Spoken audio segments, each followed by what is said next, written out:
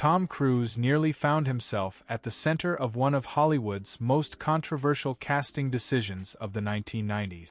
Long before Antonio Banderas turned The Mask of Zorro into a box office hit and a cult adventure classic, the studio was considering a completely different actor for the role of the legendary masked vigilante. According to people involved in the production, executive producer Steven Spielberg wanted Tom Cruise to play Don Alejandro de la Vega. The story resurfaced decades later thanks to revelations from cinematographer Michael Salomon, who was originally expected to direct the project during its early development stages. According to him, Spielberg strongly pushed for Cruise and saw him as the leading star of the future blockbuster. By the mid-1990s, Tom Cruise was already considered one of the most powerful actors in the industry, and his involvement automatically turned any project into a major global event. However, the actor unexpectedly turned down the role. Today, that decision looks especially far-sighted. In 2026, casting someone like Cruise in the role would likely trigger a major backlash and accusations of whitewashing.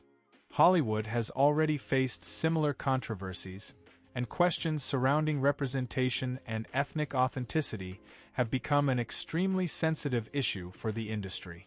Even Catherine Zeta-Jones playing a Latina character once sparked debate among audiences and critics.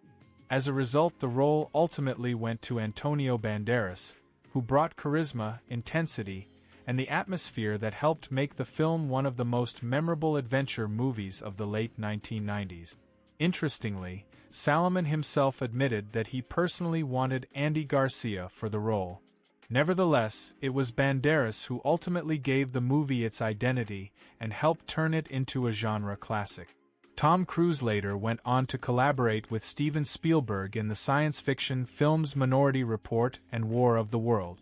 But the story of the Zorro film that never happened remains one of Hollywood's most fascinating what-if scenarios. Many believe turning down the role became one of the smartest and most careful decisions of Cruise's career, allowing him to avoid a major reputational backlash years later.